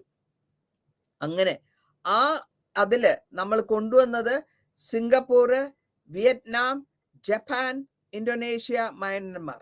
ഇപ്പൊ ഇത്രയും കൺട്രികളിൽ നമ്മളുടെ ബൈലാറ്ററൽ റിലേഷൻഷിപ്പ് ഉയർത്തി കഴിഞ്ഞപ്പോൾ തന്നെ നമുക്ക് കുറെ ഉപകാരങ്ങൾ കിട്ടുന്നുണ്ട്. അടുത്തതായിട്ട് എക്കണോമിക്കലായിട്ട് എന്താണ്, ഏത് വിധത്തിലാണ് എക്കോണമിക്കലി നമ്മൾ ലിങ്ക് കിട്ടുന്നത്? എക്കോണമിക് ലിങ്കിൽ വരുമ്പോഴത്തേക്കും 2 കൺട്രികൾ തമ്മിൽ അല്ലെങ്കിൽ ഏതെങ്കിലും കൺട്രികൾ തമ്മിൽ, അതിന് ഇക്കോണമി എന്ന് പറയുമ്പോഴത്തേക്ക് ബിസിനസ് അല്ലെങ്കിൽ മെർക്കൻഡൈൽ ഏതായാലും വരുമില്ല, അതിന് 3 പ്രധാന ഘടകങ്ങളുണ്ട്. ഒന്ന്, ഏത് ബിസിനസ് ആണ് നിങ്ങൾ ട്രേഡ് ചെയ്യുന്നത്, പിന്നെ ഏത് സർവീസ് ആണ് നിങ്ങൾ പ്രൊവൈഡ് ചെയ്യുന്നത്, ഏത് വിധത്തിലാണ് നിങ്ങൾ ഇൻവെസ്റ്റ്മെന്റ് ചെയ്യുന്നത്. ഇത് പ്രധാന ഘടകമാണ്, ബിസിനസിന്റെ പ്രധാന ഘടകമാണ്. ഒന്ന് മൂലധനം, പിന്നൊന്ന് ഞങ്ങൾ ചെയ്യാൻ ഉദ്ദേശിക്കുന്ന സർവീസ്, മൂന്നാമതായിട്ട് ഏതിനെ പറ്റി, ഏത് തരത്തിലുള്ള ഗുഡ്സ്. ഇപ്പൊ ഈ അഗ്രിമെന്റ് ഒക്കെ കൊണ്ടുവരുന്ന 2010 നമ്മൾ ഒരു ടാരിഫ് ഉണ്ടാക്കുന്നു, വില നിശ്ചയിക്കാണ് ടാരിഫ് എന്ന് പറയാ. 80% പ്രോഡക്ട്സ് 2013-16 ട്രേഡ് സർവീസും ഇൻവെസ്റ്റ്മെന്റ്സും ഫൈനലൈസ് ചെയ്തത് 2013 ഏഷ്യൻ കൺട്രികളായിട്ട്. അപ്പോൾ ഇങ്ങനെ സ്റ്റെപ്പ് ബൈ സ്റ്റെപ്പ് ആയിട്ടാണ് പോയിക്കൊണ്ടിരിക്കുന്നത്. ഈ സ്റ്റെപ്പ് ബൈ സ്റ്റെപ്പ് ആയിട്ട് പൊക്കുമ്പോൾ ട്രേഡ് വലുതായി വരുന്നു. 2015-17 ഗ്ലോബൽ ലെവലില് വലുതാക്കി. അങ്ങനെ വന്നു കഴിഞ്ഞപ്പോഴത്തേക്ക് നമ്മുടെ റിലേഷൻഷിപ്പ്, നെയ്ബേഴ്സുമായിട്ടുള്ള റിലേഷൻഷിപ്പ് കുറച്ചുകൂടെ കൂടുതലാവാണ്. അപ്പൊ അങ്ങനെ ആ കാലഘട്ടത്തിൽ ട്രേഡ്, ബിസിനസ്, 2 കൺട്രികൾ തമ്മിലുള്ള ബിസിനസ് ഷൂട്ടപ്പ് ചെയ്യും, അല്ലെങ്കിൽ മേലെ കയറിപ്പോവും. മാർജിൻ, നമ്മുടെ അനാലിസിസ് നോക്കുമ്പോൾ അത് മാർജിൻ കൂടി വരികയാണ്. $6 ബില്യൺ US ഡോളേഴ്സ് 2000 ഉണ്ടായിരുന്നത്, അതിൽ നിന്ന് $65 ബില്യൺ 2016 എത്തി. അപ്പോൾ നമുക്ക് മനസ്സിലാക്കാൻ പറ്റുന്നത് എന്താണ്, അവിടെ നമ്മളുടെ റിലേഷൻഷിപ്പിന്റെ ബെറ്റർമെന്റ്. ഇനി ഇതേമാതിരി തന്നെ ഈ കൺട്രികൾ അല്ലെങ്കിൽ ഈ രാജ്യങ്ങൾ 2010-ലും 2016-ലും നേരത്തെ ഞാൻ പറഞ്ഞു 50 ബില്യൺ ഇന്ത്യ ഒരു സപ്പോർട്ട് കൊടുക്കുകയാണ്. ആ കാലഘട്ടത്തിൽ ഏഷ്യൻ കൺട്രികൾക്കും $40 ബില്യൺ ആണ് ആ കാലഘട്ടത്തിൽ നമ്മൾ സപ്പോർട്ട് ചെയ്തിട്ടുള്ളത്. ഇതിന്റെ കൂടാണ്ട് റെസ്പെക്ട്ഫുള്ളി നമ്മൾ ബാക്കിയുള്ള കൺട്രികളെയും നമ്മൾ സപ്പോർട്ട് ചെയ്തു വരുന്നുണ്ട്, അല്ലെങ്കിൽ നമ്മളുടെ റിലേഷൻഷിപ്പ് ബെറ്റർ ആവുന്നുണ്ട്. ചൈനയായിട്ടും ജപ്പാനായിട്ടും സൗത്ത് കൊറിയയായിട്ടും നമ്മളുടെ ബിസിനസ് ഡീലിങ്സും നമ്മളുടെ റിലേഷൻഷിപ്പും ബെറ്റർ ആവുന്നുണ്ട്. ഇതില് ഇന്ത്യ ഒന്നിലും ഒരു ഒരു എക്കോണമിക്കലി മാക്സിമം പരസ്പരം സപ്പോർട്ട് ചെയ്ത് പോകുന്നത് കൊണ്ടാണ് അതിന്റെ ബെനിഫിറ്റ് വരുന്നത്. ചൈനീസ് ഏഷ്യൻ ട്രേഡ് 2016 500 ബില്യൺ ഉണ്ടായിരുന്നത് പിന്നെ കുറച്ച് കഴിഞ്ഞപ്പോഴത്തേക്കും 65 ബില്യൺ ആയിട്ട് മാറുകയും ചെയ്തു. ഓക്കെ, അടുത്തതായിട്ട് നമ്മൾ നോക്കുന്നത് ദോഹ റൗണ്ട് അബൌട്ട് ആണ്, വേൾഡ് ട്രേഡ് ഓർഗനൈസേഷന്റെ. ഇവിടെ നമ്മൾ കാണുന്ന എന്താ വെച്ചാല് ദോഹയിൽ വെച്ച് meeting, Doha means Qatar, middle ഈസ്റ്റില്. അപ്പോ ഈ ഓർഗനൈസേഷൻ, വേൾഡ് ട്രേഡ് ഓർഗനൈസേഷൻ അവിടെ ഡെഡ്ലോക്ക് മീറ്റ് ചെയ്യാണ്. റീജിയണൽ ആയിട്ടുള്ള ട്രേഡിംഗ് കമ്പനികളൊക്കെ വന്ന് മീറ്റ് ചെയ്യുന്നു. അവരവിടെ ക്രിട്ടിക്കലായിട്ട് ഏതൊക്കെ പ്രശ്നങ്ങളുണ്ടോ, ഈസ്റ്റേൺ കൺട്രികൾക്ക് എന്തൊക്കെ പ്രശ്നങ്ങളുണ്ടോ അതിനെപ്പറ്റിയൊക്കെ ഡിസ്കസ് ചെയ്യുക, ബൈലാറ്ററൽ ഇഷ്യൂസ് ഡിസ്കസ് ചെയ്യുക. അതാത് റീജിയണൽ, ഇപ്പൊ ദോഹയിലത്താണെങ്കിൽ ദോഹയിലത്തെ റീജിയൻ, അല്ലെങ്കിൽ സൗദി അറേബ്യ ആണെങ്കിൽ അവിടുത്തെ റീജിയണൽ വൈസ് ഈ നേതാക്കന്മാർ ഇരുന്നിട്ടാണ് ഈ മീറ്റിംഗിൽ സംസാരിക്കുന്നത്. അപ്പോ മുഖാമുഖം അവർക്ക് സംസാരിക്കാനും അവരുടെ പ്രശ്നങ്ങളെ പറ്റി ഒരു പോംവഴി കണ്ടുപിടിക്കാനുമുള്ള ചാൻസസ് കിട്ടുന്നുണ്ട്.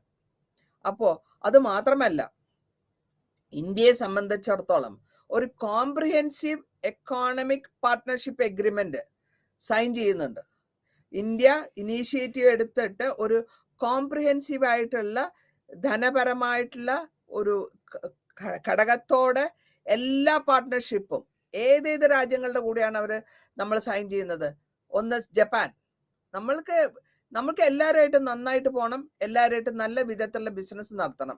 സിംഗപ്പൂർ, സൗത്ത് കൊറിയ, മലേഷ്യ, ഇതെല്ലാം കൂടെ ഏഷ്യൻ ഗ്രൂപ്പായി നമ്മൾ എത്രത്തോളം എല്ലാ രാജ്യങ്ങളുമായിട്ടും നല്ല വിധത്തിൽ ബിസിനസ് നടത്തിക്കൊണ്ടുപോവുക, നല്ല വിധത്തിൽ ബൈലാറ്ററൽ ഇഷ്യൂസ് ഇല്ലാണ്ട്, പ്രശ്നങ്ങൾ ഇല്ലാണ്ട് പോവാനാണ് നമ്മൾ ഇന്ത്യ ഇതിനെ comprehensive economic partnership agreement. Partnership ഇന്ത്യയും ജപ്പാനുമായിട്ട് പാർട്ട്ണറായി, ഇന്ത്യയും സിംഗപ്പൂറുമായിട്ട് പാർട്ട്ണറായി, ഇന്ത്യയും സൗത്ത് കൊറിയയായിട്ട് പാർട്ട്ണറായി, ഇന്ത്യയും മലേഷ്യയായിട്ട് പാർട്ട്ണറായി. അപ്പോൾ നമ്മൾ ഒരു ബിസിനസിന്റെ പാർട്ട്ണർഷിപ്പ് ആകുമ്പോൾ നമ്മൾ എല്ലാം അറിഞ്ഞുകൊണ്ടാണ് അതിന് സൈൻ ചെയ്യുന്നതും അതിനെ അക്സെപ്റ്റ് ചെയ്തുകൊണ്ടാണ് നമ്മൾ സൈൻ ചെയ്യുന്നതും. ഇനി റീജിയണൽ കോംപ്രിഹെൻസിന്റെ ഇതിന്റെ ടോപ്പ് എന്തൊക്കെയാണ് നമ്മൾ ഡിസ്കസ് ചെയ്തതെന്ന് നോക്കാം. ഇവിടെ നമ്മൾ ഇന്ത്യയുടെ പാർട്ടിസിപ്പേഷൻ ഈ RCEP ഇതില് ഇക്കണോമിക് പാർട്ട്ണർഷിപ്പിൽ പറയുന്നത് വളരെ ഇമ്പോർട്ടന്റ് ആയിട്ടുള്ള ഒരു ഇന്ത്യയുടെ സ്ഥാനമാണ്. ഈ ഏഷ്യൻ കൺട്രികളിൽ 10 കൺട്രികളിൽ 6 പാർട്ട്നേഴ്സ് ഒരു ഫ്രീ ട്രേഡ് എഗ്രിമെന്റ് സൈൻ ചെയ്തു.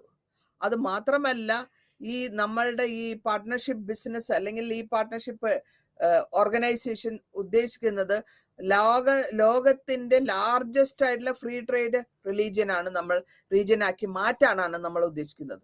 അപ്പൊ അങ്ങനെ വരുമ്പോൾ പല പ്രാവശ്യം മീറ്റിംഗ്സ് നടക്കുന്നു. അതെല്ലാം കൂടെ ഫൈനലൈസ് ചെയ്ത് 2017 ആയപ്പോഴത്തേക്കും അത് ഫൈനലൈസ് ആയി. പിന്നെ കുറെ കഴിഞ്ഞിട്ട് ഇന്ത്യ അതിൽ നിന്ന് വാക്കൗട്ട് ചെയ്ത് ഒരു നവംബർ 19, 2019 തായ്ലൻഡിൽ നടന്ന മീറ്റിംഗിൽ നിന്ന് ഇന്ത്യ വാക്കൗട്ട് ചെയ്യാണ്. കാരണം എക്കണോമിക് ഇൻട്രസ്റ്റിനെ പറ്റിയിട്ടുള്ളതാണ് ഇത്, ബിസിനസ് അല്ലെങ്കിൽ ഈ തീമിനെ പറ്റി ഡിസ്കസ് ചെയ്യാത്തത് കൊണ്ട് വാക്കൗട്ട് ചെയ്തു. ഇന്ത്യയുടെ ബിസിനസ്സില് സർവീസസും അതേമാതിരി തന്നെ എല്ലാവിധ പ്രശ്നങ്ങളും ചൈന ഇമ്പോർട്ട് ചെയ്തപ്പോൾ അതും അവിടെ ഒരു പ്രശ്നമായിട്ട് വന്നു. അത് ഈ ഓർഗനൈസേഷൻ ഇപ്പോഴും ഇന്ത്യയിൽ നടന്നുകൊണ്ടിരിക്കുന്ന അല്ലെങ്കിൽ അത്രയും ആക്റ്റീവ് അല്ലാത്ത വിധത്തിൽ പോയിക്കൊണ്ടിരിക്കുന്നുണ്ട്. ഇനി കോംപ്രിഹെൻസീവ് പാർട്ട്ണർഷിപ്പിന്റെ ഏറ്റവും വൈറ്റ് ആയിട്ടുള്ള അല്ലെങ്കിൽ ഏറ്റവും പ്രാധാന്യം അർഹിക്കുന്നത് ഫ്രീ ട്രേഡ് ഏരിയ എന്നാണ്. ലോകത്തിന്റെ ബിസിനസ്സിൽ ഫ്രീ ട്രേഡ് ഏരിയ അതിന്റെ 50% വരുന്ന വേൾഡ് പോപ്പുലേഷൻ ഉള്ളതും 40% ഗ്ലോബലായിട്ട് GDP ഉള്ളതുമായ കൺട്രികളിൽ നിന്നാണ്. അതിൽ US-ഉം യൂറോപ്യൻ യൂണിയനും കമ്പൈൻഡ് ആയിട്ടാണ് നമ്മൾ എടുത്തിട്ടുള്ളത്.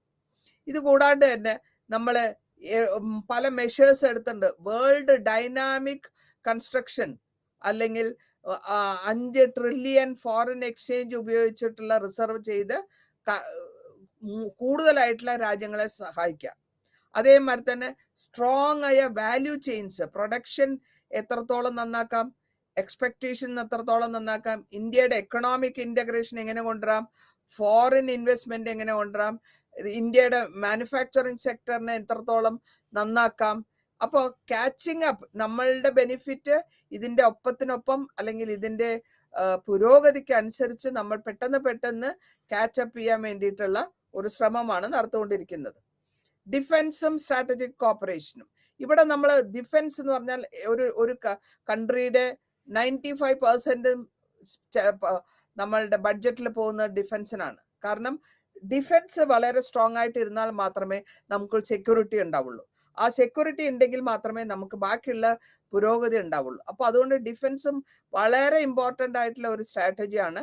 അതിൽ നമ്മൾ ഉപയോഗിച്ചത് പല വിധത്തിലുള്ള ട്രെയിനിങ് നടത്തുക, പല വിധത്തിലുള്ള വിസിറ്റുകൾ നടത്തുക, പല വിധത്തിലുള്ള സെക്യൂരിറ്റി സംസാരങ്ങൾ ചെയ്യുക, പാർട്ട്ണർഷിപ്പ് സെക്യൂരിറ്റി സ്ട്രാറ്റജിക് ആയിട്ടുള്ള ഉണ്ടാക്കുക. അതേമാതിരി arms and export, arms and ammunition എന്ന് പറയുമ്പോൾ ആയുധങ്ങൾ, പടക്കോപ്പുകൾ അങ്ങോട്ടും ഇങ്ങോട്ടും മാറുക എന്നുള്ള ലെവലിൽ കൊണ്ടുവരിക, നല്ല വിധത്തിൽ കൊണ്ടുവരിക. ഇനി പോർട്ട് ബ്ലെയർ ബേസ്, ഇവിടെ എന്താ സംഭവിക്കുന്നത് വെച്ചാല് 1980 ചില കൺസേൺ ഉണ്ടാണ് നമ്മൾ ഇന്ത്യൻ നേവിന്റെ മോഡേണൈസേഷൻ, എക്സ്പെഷ്യലി പോർട്ട് ബ്ലെയർ, ആൻഡമാൻ ഐലൻഡ്സിലുള്ള പോർട്ട് ബ്ലെയറിലുള്ള ആ ബേസ് അല്ലെങ്കിൽ ഇന്ത്യൻ നേവിന്റെ ക്ലോസ് ചെയ്ത് കൊണ്ടുവരുമ്പോൾ മലാക്ക സ്ട്രീറ്റ് വഴി ഇതേമാതിരി ബിസിനസ് 40% നടത്തി കൊണ്ടുപോവാണ്. ഇത് 1980.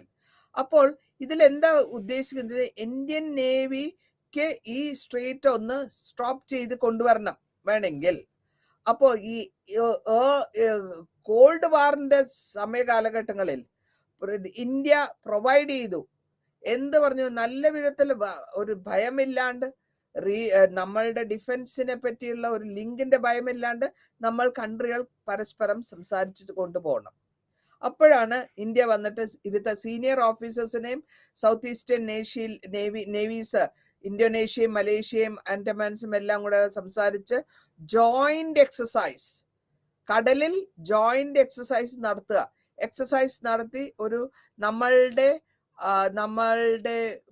ബന്ധത്തിനെ ദൃഢപ്പെടുത്തുക എന്നാണ് നമ്മൾ ഉദ്ദേശിച്ചതിന്റെ അർത്ഥം.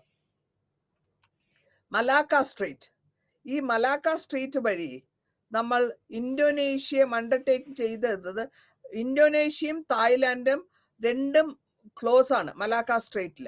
അപ്പോൾ ഇത് സീ ലൈനിന്റെ കമ്മ്യൂണിക്കേഷൻ ആണ്. കടൽ മുഖാന്തരമുള്ള കാര്യങ്ങൾ എക്സസൈസ് ചെയ്യണം, ബയലാറ്ററൽ ഇഷ്യൂസ് നോക്കണം, സെക്യൂരിറ്റി കൊടുക്കണം. അങ്ങനെ വരുമ്പോൾ ഇന്ത്യ പിന്നെയും 1995 ഒരു കോംപ്രമൈസിങ് ആയിട്ടുള്ള ലെവലില് ഈ ബാക്കിയുള്ള ഐലൻഡ്സ് ആയിട്ടുള്ള ഇന്ത്യൻ ഓഷനുമായിട്ടുള്ള ഒരു ബന്ധം സ്ഥാപിച്ചെടുക്കുന്നു. രണ്ടാമത്തെ ആസ്പെക്ട് ആയിട്ട് മൾട്ടിലാറ്ററൽ എക്സസൈസ് ചെയ്യുന്നു, മലബാർ ജോയിന്റ്. അതിലേമാതിരി തന്നെ ഈ ബാക്കിയുള്ള ആർമികളെ കൊണ്ടുവച്ച് US-ഉം ജപ്പാനും കൂടെ വന്ന് ഈ നമ്മളുടെ കടൽ മുഖാന്തരമുള്ള ഒരു ശക്തി, സേനയെ സ്ഥിരീകരിച്ചെടുക്കുകയാണ് നമ്മൾ ചെയ്തത്. ഇനി ഡിഫൻസിന്റെ കോപ്പറേഷൻ കൊണ്ടുവരുമ്പോൾ ഞാൻ നേരത്തെയും പറഞ്ഞു, ഒരുപാട് കാര്യങ്ങൾ നമ്മൾക്ക് ഡിഫൻസ് മിനിസ്ട്രിക്ക് ചെയ്യാനുണ്ട്. അവരുടെ സെക്യൂരിറ്റി, അവരുടെ അതേമാതിരി തന്നെ മ്യൂച്വൽ ഓഫ് അണ്ടർസ്റ്റാൻഡിങ് സൈൻ ചെയ്യാണ് 1993. ഇതില് മലേഷ്യയിലുള്ള പൈലറ്റ്സും ഗ്രൗണ്ട് പേഴ്സണലും MiG-29 എന്ന് പറഞ്ഞ ഫൈറ്റർ എയർക്രാഫ്റ്റ് ഓടിക്കാൻ അറിയുന്നവരായിരിക്കണം. അതേമാതിരി തന്നെ ഈ മിലിറ്ററി ഫീൽഡിൽ വന്നിട്ടുള്ള മേജർ ആയിട്ടുള്ള അഡ്വാൻസ് ട്രെയിനിങ് ഇവിടെ നാഷണൽ ഡിഫൻസ് കോളേജ്, അതേമാതിരി ഇന്ത്യയിൽ ഈ ട്രെയിനിങ് ഇൻസ്റ്റിറ്റ്യൂട്ട് സ്ഥാപിക്കുക, അതിൽ അവർക്ക് ട്രെയിനിങ് കൊടുക്കുക, അതൊക്കെ അവർക്ക് പ്രാക്ടീസ് കൊടുക്കുക. ഇന്ത്യൻ മിലിറ്ററി അക്കാഡമിനെയും പ്രോഗ്രസീവായിട്ട് കാലക്രമേണ നമ്മളുടെ ഡിഫൻസിനെ സ്ട്രെങ്തൻ ചെയ്യുക എന്നുള്ളതാണ് ഇതിന്റെ ഉദ്ദേശം. രണ്ടും എല്ലാം ബാലൻസ് ചെയ്ത് എങ്ങനെ കൊണ്ടുപോകും? ഈ ബാലൻസ് ചെയ്ത് കൊണ്ടുപോകുമ്പോഴത്തേക്കും എല്ലാ കൺട്രികളും നമ്മൾ സെക്യൂരിറ്റി ഇഷ്യൂസ് ആണ് മെയിൻ ആയിട്ട് വരുന്നത്. ജപ്പാൻ ആയിക്കോട്ടെ, ഇന്തോനേഷ്യ ആയിട്ട്, മലേഷ്യ, വിയറ്റ്നാം, ഇതെല്ലാ കൺട്രികളും ഒരു പാർട്ട്ണർഷിപ്പ് ബിസിനസ്സിൽ അല്ലെങ്കിൽ പാർട്ട്ണർഷിപ്പ് ബേസിസിൽ ഒന്ന് ശ്രദ്ധം ചെയ്യുക. ഇന്ത്യയും അതേമാതിരി തന്നെ നമ്മളുടെ ഡിഫൻസ് ഹാർഡ്വെയർ മയൻമാറിലും വിയറ്റ്നാമിലും സ്ട്രെങ്തൻ ചെയ്തു. കൂടാതെ നമ്മൾ കുറച്ചുകൂടെ സെക്യൂരിറ്റി ചെയ്ത് വരാൻ ഉദ്ദേശിക്കുന്നത് പീസ് കീപ്പിംഗ്, അതേമാതിരി തന്നെ നമ്മളുടെ ആഗ്രഹങ്ങൾ അല്ലെങ്കിൽ നമ്മൾക്ക് വളർന്നുകൊണ്ട് വരണം നമ്മളുടെ ഡിഫൻസ് സിസ്റ്റം. അപ്പോൾ ഇന്ത്യയുടെ ഉദ്ദേശം ഒരു ബാലൻസിങ് ആണ്. എല്ലാ കൺട്രികളുടെയും നടുവിലായിട്ട് ഇന്ത്യ ഒരു ബാലൻസിങ് ചെയ്തിട്ട് ഒരു എല്ലാ രാജ്യങ്ങൾക്കും ഒരു പവർഫുൾ ആയിട്ടുള്ള ഒരു ബാലൻസിങ് സ്റ്റേറ്റ് മാതിരി കൊണ്ടുവരികയായിരുന്നു നമ്മളുടെ ഉദ്ദേശം. ഇനി ഇവിടെ നമ്മൾ നേരത്തെ പറഞ്ഞു ഈസ്റ്റ് പോളിസിനെ പറ്റി, നേരത്തെ പരാമർശിച്ചത് തന്നെയാണ്. അപ്പൊ ഇവിടെ ഈസ്റ്റ് ഏഷ്യയിൽ എന്താ വരുന്നത് വെച്ചാല് ഒരു ഫോർമുലേഷൻ കൊണ്ടുവരുന്നുണ്ട്. എന്താ ഈ ടെക്ടോണിക് ഷിഫ്റ്റ് എന്ന് പറയുന്നത്? ഗ്ലോബൽ പവറിനെ പറ്റി. ഷിഫ്റ്റ് എന്ന് വെച്ചാൽ മാറ്റം. ഈ ഗ്ലോബൽ പവറിന്റെ മാറ്റം, ഗ്രേറ്റ് പവേഴ്സിന്റെ ഗ്ലോബൽ പവറായിട്ട് അത് കാലക്രമേണ നമ്മളും ഒരു നല്ല പവർഫുൾ ആയിട്ടുള്ള സ്ട്രോങ് ആയ പൊളിറ്റിക്കലി ധനപരമായിട്ടും ഡിഫൻസ് ലിങ്ക് ഡെവലപ്പ് ചെയ്തെടുക്കണം. അതായത് ഈസ്റ്റ് ഏഷ്യയിലുള്ള രാജ്യങ്ങൾ എല്ലാവരും സ്ട്രോങ് ആവണം. അത് സ്ട്രോങ് ആയിട്ട് കൺട്രി ആയിട്ട് മാറുകയും ചെയ്യണം. അതേസമയം ബാലൻസ് ചെയ്ത് പോകുകയും വേണം. കൂടുതലായിട്ട് അധികാരം എടുക്കാണ്ട് എല്ലാം ബാലൻസ് ചെയ്ത് പോകണം. അപ്പൊ അവിടെ നമുക്കൊരു ഫണ്ടമെന്റൽ ആയിട്ടുള്ള ഷിഫ്റ്റിങ്ങിന്റെ ആവശ്യം വരുന്നുണ്ട്. റീജിയണൽ വൈസ് അതാത് സ്ഥലത്ത് എക്കോണമി നന്നാവണം, സെക്യൂരിറ്റി നന്നാവണം, ആർക്കിടെക്ചർ എല്ലാം പോകണം. അപ്പൊ അങ്ങനെ വരുമ്പോൾ ഈ ഷിഫ്റ്റിൽ നിന്ന് ലുക്ക് ഈസ്റ്റ് പോളിസി എന്നുള്ളത് കുറച്ച് എക്കണോമിക്കലിയും നമ്മളുടെ ടെക്നോളജി വൈസും നമ്മളുടെ റീജിയനെ കുറച്ചുകൂടെ ഉയർത്തി കൊണ്ടുവരിക. ഇനി ചൈനയുടെ ഉത്ഭവം അല്ലെങ്കിൽ ചൈന വലിയ പവർഫുൾ ആയിട്ട് എങ്ങനെ മാറി നോക്കാം. അപ്പോൾ ഒരു ഡെവലപ്മെന്റ് വരുന്നത് ചൈനയിൽ എക്കോണമിയും അവരുടെ മിലിറ്ററി പവറും. ഈ മിലിറ്ററി പവറും കൂടുതലായിട്ട് അവര് ഫോക്കസ് ചെയ്യുന്നുണ്ട്.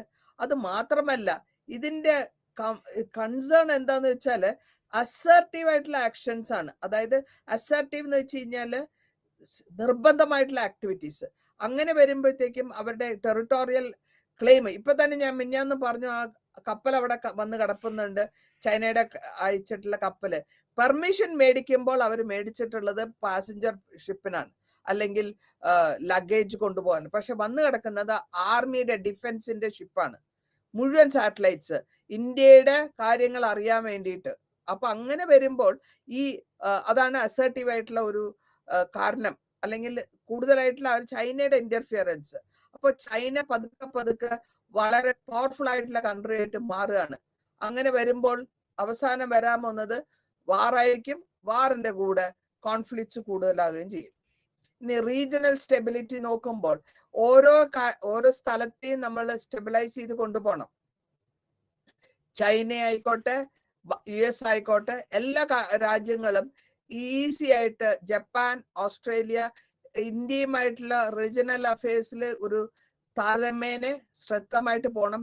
ഈ ടെറിട്ടോറിയൽ അല്ലെങ്കിൽ ഈ ഷിഫ്റ്റിംഗ് നമ്മളുടെ കോൾഡ് വാറിനും ഡിപ്ലോമസിനെയും അഫക്ട് ചെയ്യുന്നു. അപ്പോൾ ഇന്ത്യയുടെ റോൾ എന്തായിരുന്നു? ഒരു നെസസറി ആയിട്ടുള്ള ഒരു അഭിപ്രായ വ്യത്യാസം ചൈനയുമായിട്ട് ഉണ്ടെങ്കിൽ, കോൺഫറന്റേഷൻ വെച്ചാൽ അഭിപ്രായ വ്യത്യാസം ഉണ്ടെങ്കിൽ കൂടിയും നമ്മൾ ഒരു 2 വർഷങ്ങളോളമായിട്ട് നമ്മൾ പീസ് അല്ലെങ്കിൽ സമാധാനം ഈ കാലഘട്ടങ്ങളിൽ സ്ഥാപിക്കാൻ ശ്രമിച്ചുകൊണ്ടിരിക്കുകയാണ്. പക്ഷെ എന്നിട്ടും ആ ഫ്രണ്ട്ലി റിലേഷൻഷിപ്പ് കളയാണ്ട് മനസ്സിലുണ്ട്. എന്നാലും ആ സംശയമുണ്ട്. ചൈന ഇപ്പോഴും ഈ ആക്ടിവിറ്റീസ് ഈ ഭാഗങ്ങളിൽ നടത്തിക്കൊണ്ടിരിക്കുന്നു. ഇനി quad, US, Japan, India, Australia, ഇതാണ് ക്വാഡ് എന്ന് പറയുന്നത്.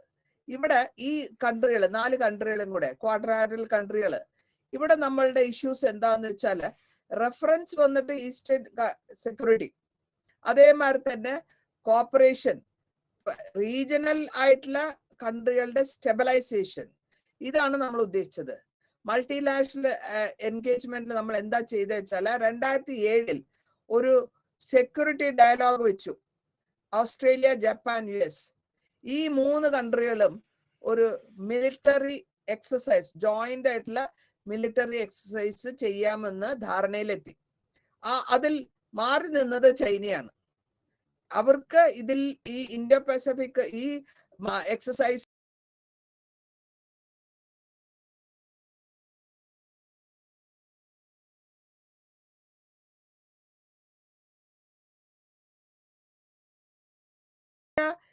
ഒരു ഓപ്പൺ ആയിട്ടുള്ള പ്രോസ്പെക്റ്റീവ് ആയിട്ടുള്ള പുരോഗതിയോടെയുള്ള ഇൻഡോ പസഫിക് ഒരു ഏരിയ ആണ് നമ്മൾ കെട്ടിപ്പടുത്തെടുക്കാൻ ഇതുവഴി നമ്മൾ ശ്രമിച്ചത്.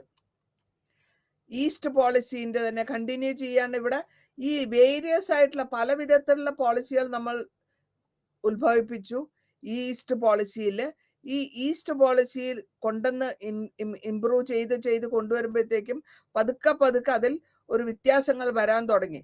എന്നാലും ഈ പോളിസി നമ്മൾ റീപ്ലേസ് ചെയ്തുകൊണ്ട് തന്നെ പോയിരിക്കുകയാണ്, ഒരു എക്സ്റ്റൻഷൻ പോയിക്കൊണ്ടിരിക്കുകയാണ്.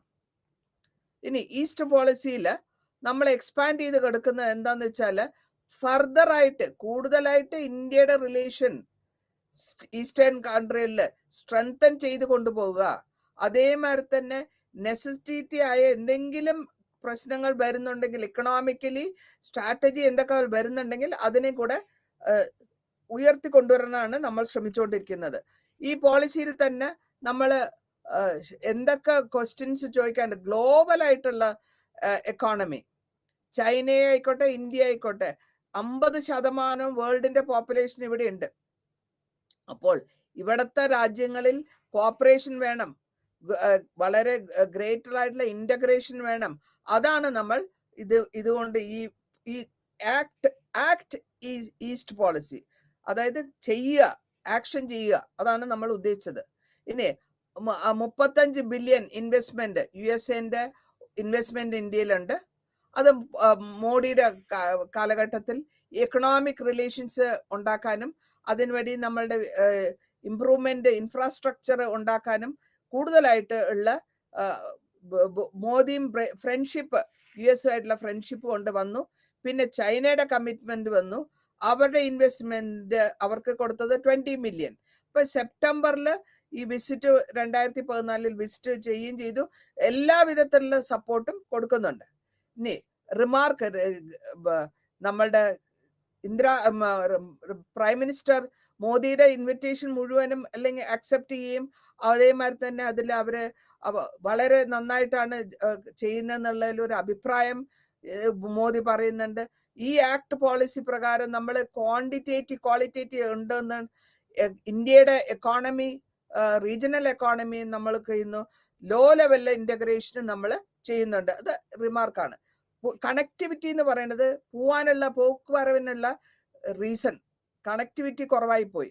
റോഡ് കണക്ടിവിറ്റി ആയാലും റെയിൽ ആയാലും സീ ആയാലും അത് പ്രശ്നങ്ങൾ വരും, അത് ആൾക്കാർക്ക് പ്രശ്നങ്ങൾ ഉണ്ടാവും. അതിനെ ഒന്ന് ഇംപ്രൂവ് ചെയ്യണം എന്നുള്ളതായിരുന്നു അഭിപ്രായം.